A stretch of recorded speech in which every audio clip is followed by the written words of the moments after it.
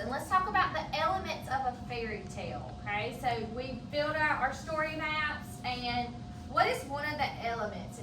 Our first thing is we talk about when and where, and that's called what, Trinity?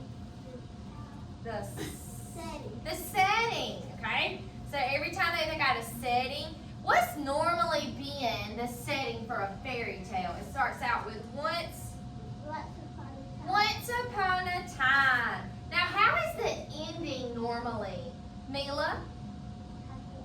Happily ever after. Okay, good. Now, normally in a fairy tale, they have a problem and a Trinity solution. Good. They have a problem and a solution. Good. Now, are some of the characters real? Ethan? Some of them are magical, right? Right, Ethan? Yeah. Okay. Now, and a lot of the times in fairy tales, you have a princess, a prince, a king, a queen, and that is called royalty characters. Okay. So we've got royalty and we've got magical characters in fairy tales. Okay. All right. So look at this picture card, and I've got it printed out right here. Now, it needs to be put on our chart. Okay. And we've got our fantasy, and then we've got reality. What do you see in this image? Carter, what do you see in this image? I see a frog. What's the frog and who's this? The prince. The princess, okay? Now, what is that frog doing, Wisdom? Katina, can you help him out? What's that frog doing to that princess? Huh? They're talking. Okay, now let's talk about that. Can frogs talk? No. No. So is that a fantasy or a reality? Fantasy. It's a fantasy. That can't happen. All right, so I'm going to put it on the fantasy column. Very good. All right. So we're going to continue adding to this chart as we hear more fairy tales. All right, so we're going to move on.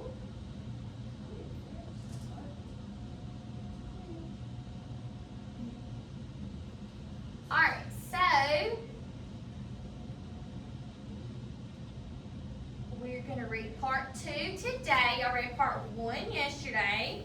All right, what predictions did you say what would happen next yesterday? At the end of the read aloud yesterday, what did you say? What did you predict would happen next, Lila?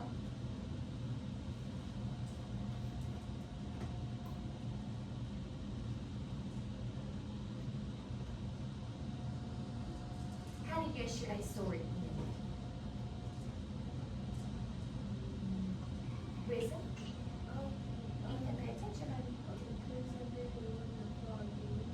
Okay, yeah. Mila?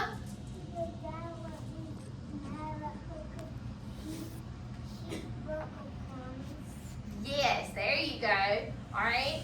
What do y'all think is going to happen now? What do you think we're about to read about now, Ava?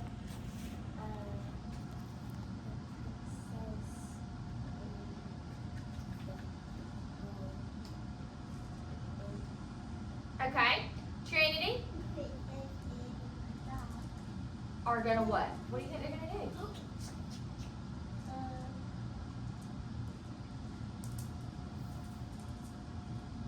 Courtney, help her out. The princess will let her in, let the frog in. Okay? You think that's what's going to happen? All right. Well, let's read and find out. Okay? So here's our first picture card. Unwillingly, the princess allowed the frog into the magnificent palace. He bounced up and down, as frogs will when they are very, very happy. But she only glared at him dreadfully. So glared means stared at something or someone angrily. Yeah. Have you ever glared at someone or something? No. Take a moment and glare at the floor or the wall. Okay, good. She thought to herself, why should I keep my promise to this old croaker? Just because he fetched my ball from the well? Her father insisted, however, that she should be his friend, just as she said she would. Ethan, pay attention. The frog hopped after her into the great dining hall, boing, boing, and immediately jumped onto the table. So, Princess, he said, we shall be the best of friends now. With a contented croak, that means with a happy and satisfied croak, he began to eat from her shining gold plate and sparkling silver bowl. Frogs do not eat very neatly, I'm afraid. And the princess, noticing how he smeared the food all over his face, turned away in disgust. She refused to look at the frog or speak to him, but she still felt sick just thinking of such an ugly creature eating with her. So how would you feel about a frog eating with you, Mila?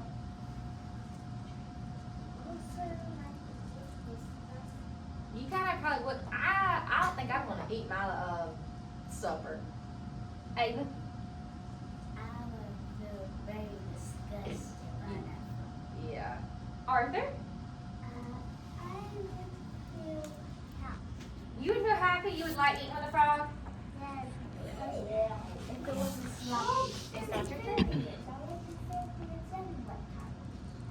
Alright, let's keep on reading.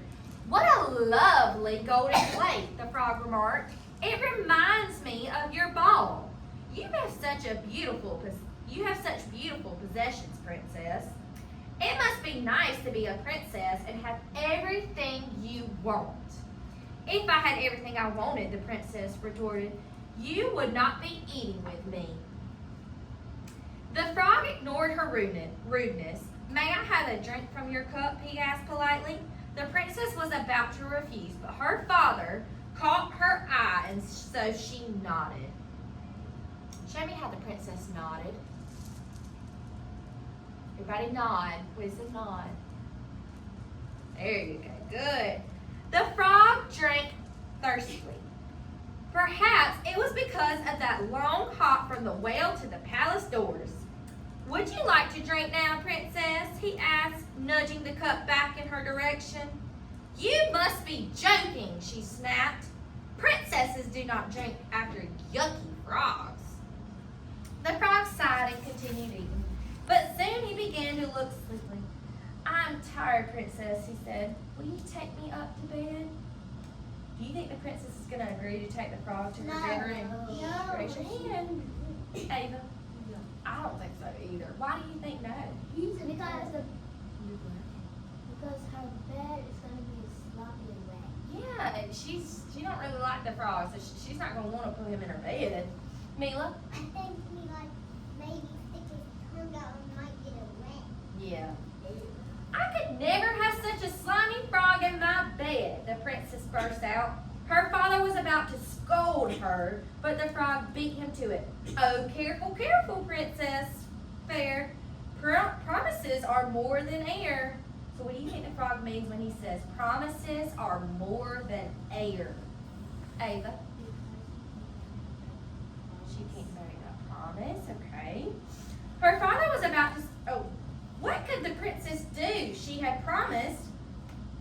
So she ran up the stairs to her bedroom, and all the way up she could hear the frog hopping behind her, boing, boing, and leaving little muddy footprints, splish, splash, on the castle floor. She opened the door to her bedroom. The beautiful princess and the ugly frog stood in the doorway looking at the princess's lovely room, hung with silk curtains, beautiful paintings, and jeweled lamps. A thick, soft goose-feathered quilt lay across her cozy bed, and a full, plump pillow waited to support the princess's pretty head. The princess left the frog at the door and climbed into her beautiful bed. She wished the frog would go away, but he sat on the floor looking up at her. I want to sleep on your pillow, the frog said.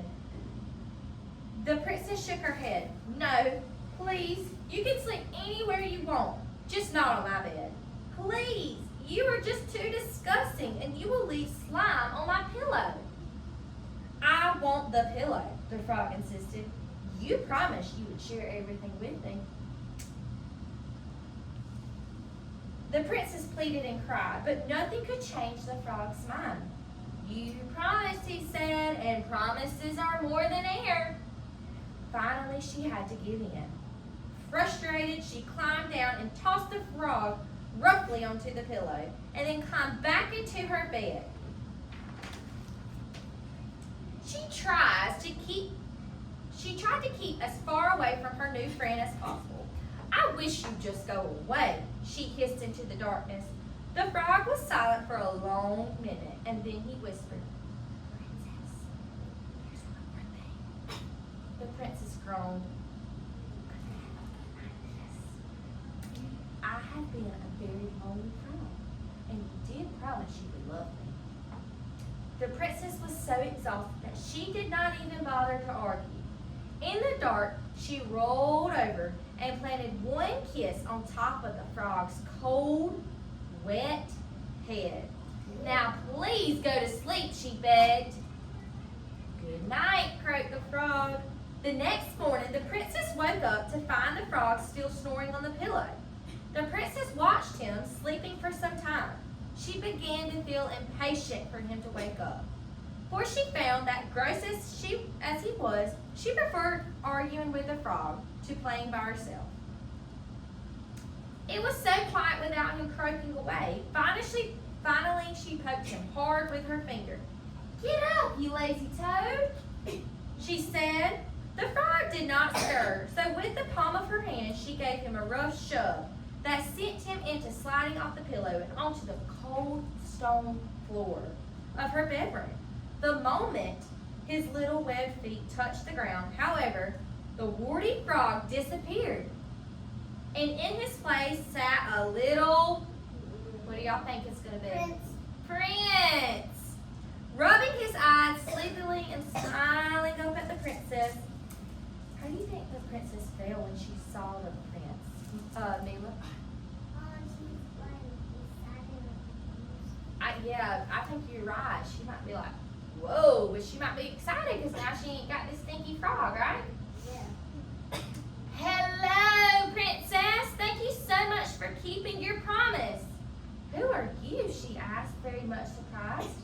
Why, I'm the frog, he responded. A wicked witch living in the forest turned me into an ugly frog, and you, and only you, could save me. I knew that your heart was just as golden as your plate and your ball, and I was right. Now I'm free of her spell. He looked at her. Thank you, princess. Now I will leave you alone and go back to my home on the other side of the forest. Wait, said the princess. I thought we were supposed to be friends forever after. And promises are much more than air, you know? The prince laughed. So they are. Shall we go play with your ball? And together they ran down the stairs and out onto the bright golden sunshine. They were friends forever afterward, and when they were quite grown up, they were married with great celebration and joy. They invited the entire kingdom to their wedding, not to mention a number of frogs that the prince had met during his long enchantment. They lived happily ever after, of course, and the princess was always glad that she had kept her promise. All right, so did y'all think that was going to happen? Yes. Y'all see it? So were your predictions right? Yes. So did some of y'all think that maybe that frog was going to turn into a prince? Yes. Yes, all of y'all thought that? Yes. Wait, though. It's kind of like purpose in a frog. That's exactly. It's yes. It was a real frog with a witch. It was. Are you saying it's a lot like the movie, except for the witch? Is that what you're saying? I haven't seen that. We're gonna have to watch it one day. All right. What is the first thing the frog wants to do when he comes into the palace at the beginning of the story, Mila? Eat at the table. Good. Now, how does that go? Trinity? What happens? The frog is all, he's excited, but what's the princess like? He's like, yuck, right? She's disgusted. All right, what's the next thing the frog wants to do, Arthur? After the table, he said, oh, I'm so tired. So he wants to go what? Sleep in the bed. Lila, go move. Sleep in the bed. Good. How does that go? Trinity? Because he wanted her to know anything. Yep, that's right. Good. And then, why does she agree to the frog's request? Mila? Because he was a prince. Okay, why does she agree? Because he's a frog, she agrees. She's like, whatever, just go sleep in my bed. Whatever, I'll give you a kiss. Why does she agree to that? Arthur?